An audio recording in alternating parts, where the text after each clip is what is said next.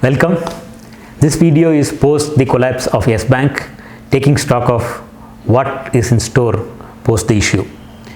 We will answer 5 questions that will be running down in the minds of people. What went wrong? Who were affected? What is the remedy to the bank?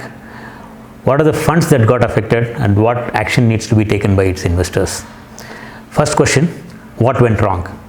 Yes Bank had loans that were defaulted given to many corporates like DHFL, Jet Airways, Reliance Anil Ambani Group, Adani Group, etc. All the corporates that defaulted in the recent past.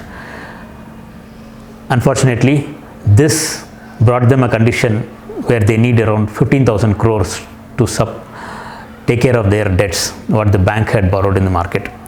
And they were searching for investors, were not able to find investor to pump in money into the bank.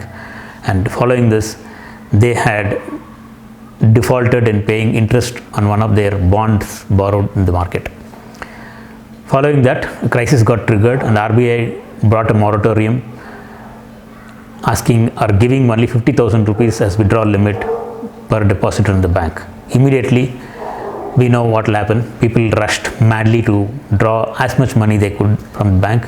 ATMs went dry, and following that, people went to other bank ATMs to draw money using the Yes Bank ATM card, where other banks became concerned because money was just getting drained out. That should have been the cause, but I am assuming. So following that complaint, RBI cancelled Yes Bank's ATM cards. Then all the checks that were in clearing was stopped at the clearing house level, and immediately IFSC code of Yes Bank was cancelled and total bank was stopped. This was the crisis which got triggered. Who were affected? Obviously the customers of the bank, the deposit holders in the bank, the borrowers or whoever had lent to the bank. Through the lenders, the shareholders of the bank, even the investors got affected. Mutual funds have exposure to Yes Bank shares and bonds because Yes Bank was one of the constituents in the broad indices of our country. So in the portfolio construction of all the mutual funds, Yes Bank would have taken a small portion wherever index funds have been there. And bonds of the bank were downgraded by rating agencies after the crisis. They didn't do before this. Then RBI marks down the value of the bonds to zero, bringing loss to investors in those funds which had the investments in these bonds. Mutual funds had exposure to Yes Bank bonds. Among them, Nippon India Mutual Fund had highest exposure, followed by Franklin, Baroda. A lot of other AMCs are having exposure. RBI bringing the issue of marking down the bonds to zero has triggered a ripple effect in the market now, because there are all other banks that have issued perpetual bonds in the market today. If one bank's value is marked down to zero, there will be a trust factor that is triggered now of other banks' bonds which the funds and investment houses are carrying. Immediately they will start selling that. So there has been a representation made to RBI asking them to give equities in place of bonds, so that when market goes up, whatever money invested into these bonds can be collected. Probably there will be some ratios coming up on this, or these are all nascent stage development that has happened post the issue on Thursday. Chances are government and RBI can come out with some other options which can help get this money repaid. Of course, it will take a lot of time. Until then, the loss in the funds that had stock as well as bonds, because stock from 400 rupees a couple of years back, today it is traded at around 16 rupees per share. So there is huge loss through this bank, and Yes Bank is one of the 4th largest bank in our country. If bank can go down, what not, is a question in people's mind today. The third question, what is the remedy to the bank? SBI has been asked to take over the bank. So SBI is pumping in around 2,500 crores by taking 49% equity in the bank. And along with that, RBI is extending a line of credit for up to 8 to 10,000 crores to support the depositors' needs immediately. So bank will open soon, and first the customers, then the depositors will get paid back, or they will be supported. Of course, the bank is going to exist. It will continue to exist as a separate entity. SBI has said that they will not be using the funds that they are bringing in to pay back any loans. They will want to ensure that the operations get strengthening. So, and we have to take note here, even SBI has huge NPAs. For S Bank, as of its last balance sheet, 30,000 crores of NPAs were there in the balance sheet. Now in this cleanup exercise, RBI is saying that their NPAs would have crossed 50,000 crores. SBI also has some 50,000 crores. IDBI Bank is having loss itself, accumulated loss itself around 35,000 crores. Only that those are all backed by the government. This was not. So there was a problem here. Now a government bank is taking over this bank also. Things will get sorted out. All the other outstandings will get paid at a later stage. That's what the finance minister had committed in the press meet following the collapse of the bank. Fourth question, what are the funds that are affected now?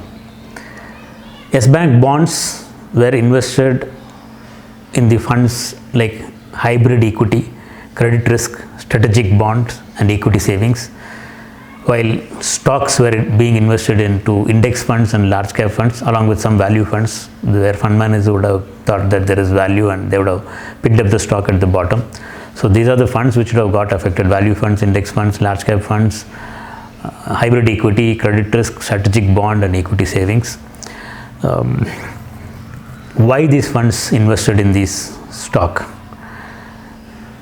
Funds had a mandate to take a little riskier investment to get higher returns. That was allowed by SEBI to give better returns to its investors. So that is why they have taken these kind of bonds. Not only S Bank, there are a slew of other banks having bonds issued now, which once after this default, it will trigger a panic in the market, and other funds and investors also will start selling perpetual bonds in the market, which will create panic now. Yes Bank bond carried around 9.75% interest. So we know there is a higher return payout, and that's where this investment was made. And the mandate for hybrid funds was that they should invest 35% of the money they have into debt and 65% into equity. What is the strategy is, stocks will have volatility. It can go up and down. To arrest that or reduce the volatility, we will have debt, so that gives consistency of returns. That was the strategy here. In 2017 or pre-2017, 2016 and 17, market was very good. These funds did extremely well. Their returns was so good. They started giving out monthly dividends to investors, and that attracted huge funds into the mutual fund industry itself. Then post the 2017 market peak, 2018 onwards, market started going down. Stocks did not do well. At that time, for these funds, hybrid funds, support should come from the debt market, which was expected to give consistent returns, and they can maintain their payouts and things like that. While stocks went down, unfortunately, debt market also didn't do well. Why it happened? When funds were flowing in, mutual fund managers also were giving out money to all the corporates. Corporates were taking that money from the mutual funds, getting borrowings and lending it to their long-term assets. Like DHFL was one of the cases here. They borrowed short-term money from mutual funds and invested that money by financing housing loans, which was long-term. So their collections will be less while they have to repay the loans at an early stage. So what they did for that? They used to take new loans and repay the old loan. Some portion of it they will also put it into long-term assets. So their balance sheet was also getting built up while their funding requirements were taken care with new loans. What went wrong here? When the fund flow was very high, corporates or NBFCs who took these loans, they, along with funding their balance sheets, they also started putting some into their pockets. Then all of a sudden we have this IL&FS crisis hitting the market. After that, all the credit rating agencies who were sleeping woke up and started downgrading every commercial paper in the market. When downgrade happens, the strategy is that based on the rating only, loans have to be issued. Immediately funding from mutual funds gets stopped. As funding gets stopped, These corporates who had borrowed money, short-term money, they are not able to repay their loans which is getting matured.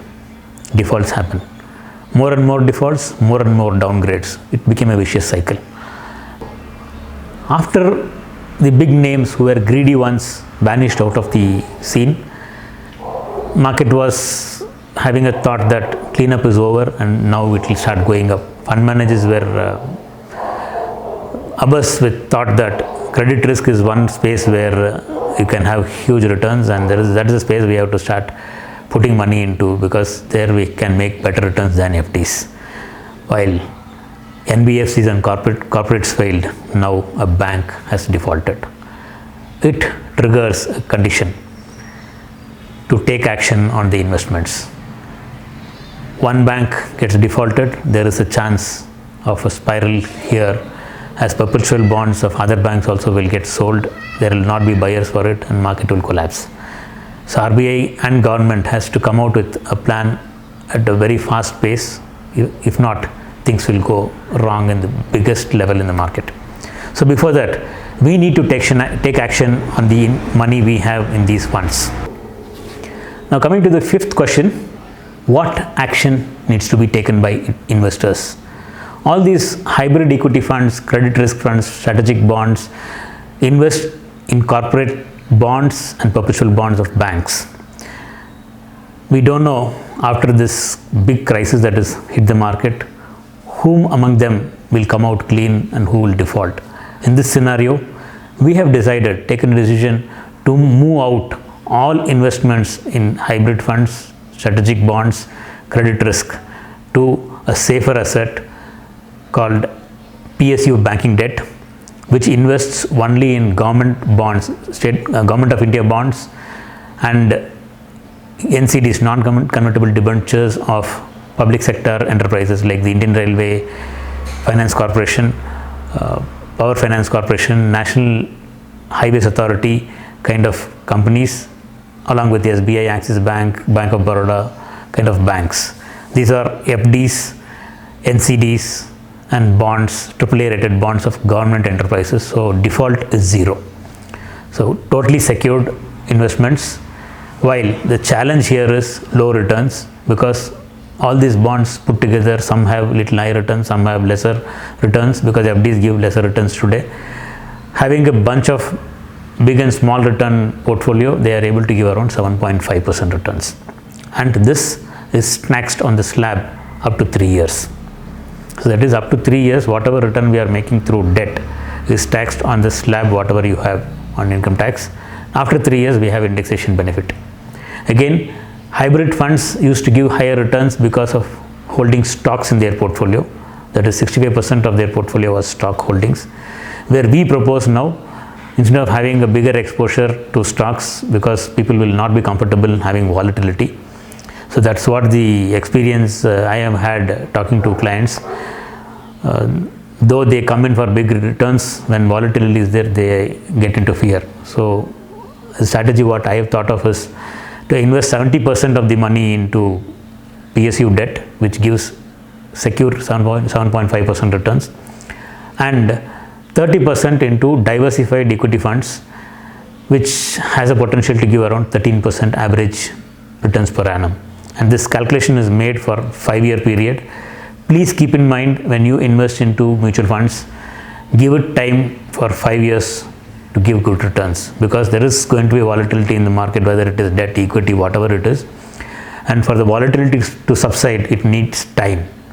If we are looking at returns on 1 year, 2 year, 3 year basis, chances are you will have negative returns. And comparison, please compare A to A.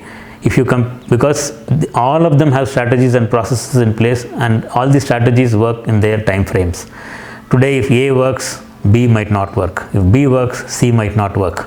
So comparison, if we are doing, we have to do with A to A, not A to B or C to A. That is where people have a mismatch and have losing faith on the investments. Like what happened in the last 2 years, large caps went up, mid and small caps were down. All those people who are talking about their investments, that fund is done well, my fund is not doing well, they are comparing large cap funds with what investment they had in mid and small cap. Now the tide has changed. Large cap is going down, mid and small caps are going up. 2 years down the line, what they will talk? This small cap fund is done well, this value fund is done well, whereas my large cap, you have selected a large cap fund that is not doing well. That is how it is going to be, because if it is a fund which is done what you have and market is in that segment which is doing well, that is going to do well. So understand the strategy, understand where we are invested, what to expect. Based on that, and based on that, please set your objectives. So this investment, what we are proposing to have 70% into PSU debt and 30% into diversified funds, will give a net return of around 9.1% pre-tax. Post-tax, it will be around 8.1%, because long-term taxation is around 10%. Even in debt, after indexation, it comes around 11.2%. So net return will be 8.1, which is far away from FDs, higher than FDs, and it is secure also. So we propose to shift all hybrid category investments, strategic bonds, credit risk funds of our clients to PSU debt and diversified equity. We will be writing to you individually in mail on the whatever switches we are going to do. You can give your opinion, and based on your concerns and confirmation, we will do the changes. Thank you.